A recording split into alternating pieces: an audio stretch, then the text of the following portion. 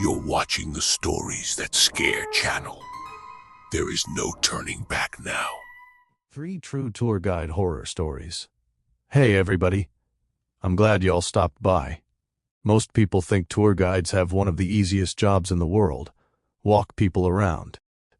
Tell a few stories, answer some questions, then do it all again tomorrow. But when your job takes you into abandoned places, old caves, historic towns, or forgotten cemeteries, sometimes you end up showing people things that were never meant to be seen. I started looking online for stories from tour guides who claim something terrifying happened while they were working, whether every detail is true, or whether some stories have grown over the years. I'll let y'all decide. All right, let's get into the first one. This first story was shared by a cave tour guide in Kentucky. Here's what he had to say. I spent almost 4 years leading tours through a massive cave system. Most visitors imagined caves as quiet, peaceful, beautiful. The reality was they're dark, cold, and unbelievably easy to get lost in. Every guide was trained to do constant head counts, before entering, after every major chamber, before climbing stairs, and before exiting. If someone got separated, it became a serious emergency. One Saturday afternoon, I was leading a full group, 12 guests, 6 adults, 4 teenagers, 2 children. I remember the number because 12 was our maximum for that section of the cave. Before we entered, I counted 12. Halfway through the tour, I counted again. 13. I stopped walking, looked back at the group, counted more carefully. 1, 2, 3. By the time I reached the end, there were only 12. I figured I'd simply counted someone twice. It happens. About 20 minutes later, we reached one of the deepest chambers open to the public. Nearly 300 feet underground, the air was completely still, no cell service, no natural light, just us. And solid rock. I did another routine head count. 1, 2, 3. By the time I finished, 13. Again. I looked directly at every face. Nothing seemed unusual. No extra person, no one missing, just 12 confused visitors staring back at me. One little girl quietly tugged on my sleeve. She whispered, "Mister, who's the man standing behind you?" I turned around so fast, my flashlight beam bounced across the cave wall. Nothing, just rough limestone and complete darkness beyond the trail. I smiled at the little girl. "There's nobody there." She frowned. "Yes, there is. He was standing right behind you." A few people chuckled. Kids imagine things, especially in caves. I continued the tour, trying not to think about it. A few minutes later, we reached my favorite part of the route. A chamber so large, you couldn't see the ceiling. This was where every guide performed the lights-out demonstration. I warned everyone beforehand. For the next 15 seconds, I'm going to turn off every light. You'll experience complete darkness. The guests agreed. One by one, headlamps switched off. Mine was the last. The darkness was absolute. I've experienced it hundreds of times. It's impossible to describe. You can't see your own hand. You lose all sense of direction. Some people panic after only a few seconds. Then, I heard it. Footsteps, slow, heavy, crunch, crunch, crunch. Walking across loose gravel, not behind us, not ahead of us. Circling us, one of the teenagers whispered. "Is someone else on the tour?" "No," I answered immediately. The footsteps stopped. I switched my light back on. Everyone stood exactly where they'd been. Nobody had moved, but something caught my attention. The dust covering the cave floor. Fresh footprints, large boot prints. They circled our entire group. A perfect loop. None of us wore boots like that, and none of the prints led away. They simply stopped, as if whoever made them had vanished. I didn't say a word. I finished the tour as calmly as I could. Once everyone reached the surface, I reported what happened to another guide. He stared at me for a moment, then quietly asked, "Did anyone mention seeing another person?" I nodded. "The little girl," he sighed. "She isn't the first." He walked over to a framed photograph hanging inside the visitor center. It showed a group of miners standing at the cave entrance. The picture was nearly 100 years old. He pointed toward one man near the back. "That's Thomas. He disappeared during a survey in 1931. They searched for weeks. Never found him." I looked closer. The man in the photograph was wearing heavy leather boots. The exact same tread pattern. I'd seen circling our group. The older guide looked back toward the cave entrance, then quietly said, "Every once in a while, somebody counts 13. Maybe some places never forget the people who never found their way out." All right, let's move on to story number 2. This next story was shared by a guide who gave walking tours through an abandoned ghost town in Nevada. People came for the history, the old saloons, the empty jail, the weathered buildings slowly being reclaimed by the desert. Most tours lasted about 90 minutes. And after giving hundreds of them, you begin recognizing familiar faces. Here's what he had to say. "I gave tours 6 days a week, sometimes twice a day. Most visitors came once, took pictures, bought a souvenir, and never came back. One Tuesday morning, I noticed a woman standing near the back of the group. She looked to be in her early 30s. Long dark hair, a faded blue dress, wide-brimmed straw hat, nothing unusual. Except she never spoke. The tour started.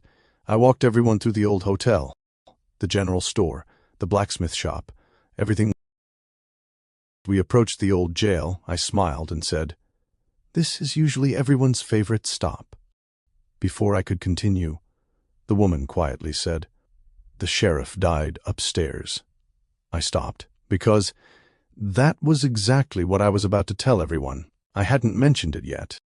I figured she'd simply read one of the information signs. It wasn't impossible. We finished the tour. She disappeared without saying goodbye. The next afternoon, she was back, same dress, same hat, standing in the exact same place. Again, she knew every story before I told it, every date, every name, every tragedy. She never interrupted. She simply whispered the next sentence, seconds before I did. By the end of the week, even some of my regular coworkers noticed her. One asked, 'Is she another guide?' I shook my head. I've never even spoken to her. Then came Saturday. About halfway through the tour, I intentionally skipped an entire section of my usual presentation. I wanted to see what she'd do. We walked past the abandoned schoolhouse. I stayed completely silent. The group waited. Normally I'd explain how the building burned nearly a century ago. Instead, I just kept walking. Behind me, the woman stopped, then calmly began telling the story herself, word for word, exactly the way I'd always told it. Every guest turned to listen. When she finished, they applauded. I looked over. She smiled, tipped her hat slightly, and quietly walked into the old schoolhouse. I excused myself from the group and followed her inside. The building had only one doorway, no back exit, no windows large enough to climb through, but she wasn't there, just empty classrooms, broken desks, dust, silence. When I returned outside, one of the guests asked, "Where'd your assistant go?" I never answered because I honestly didn't know. Later that afternoon, I mentioned everything to the museum curator. He didn't seem surprised. Instead, he unlocked an old wooden display case.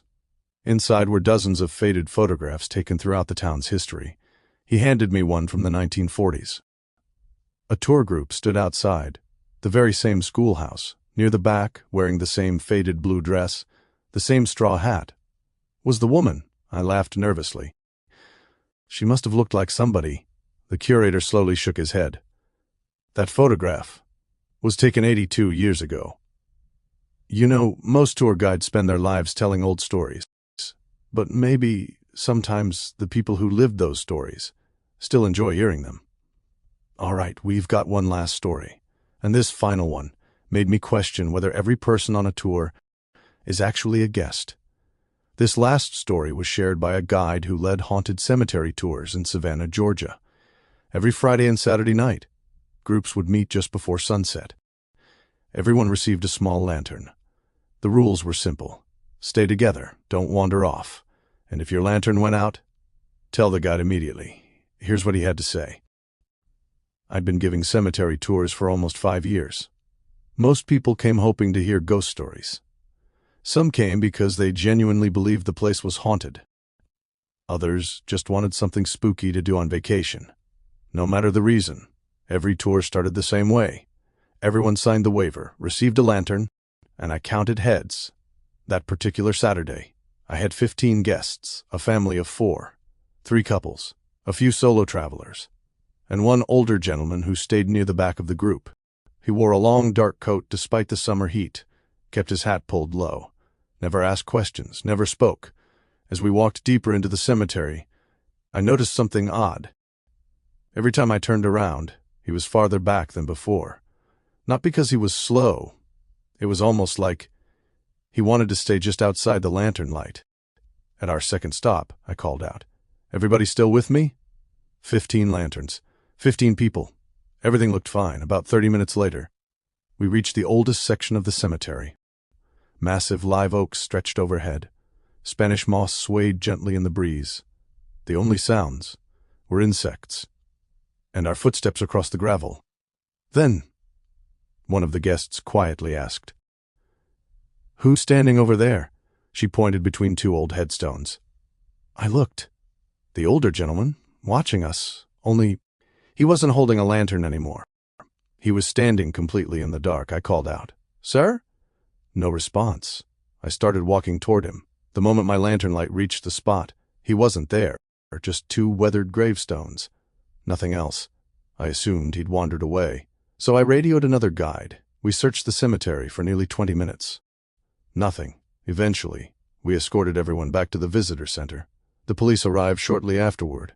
I handed them the sign-in sheet. They counted the names, then counted the guests. Everyone was accounted for. Every single person. I frowned. That's impossible. There were 15. The officer looked back down at the clipboard.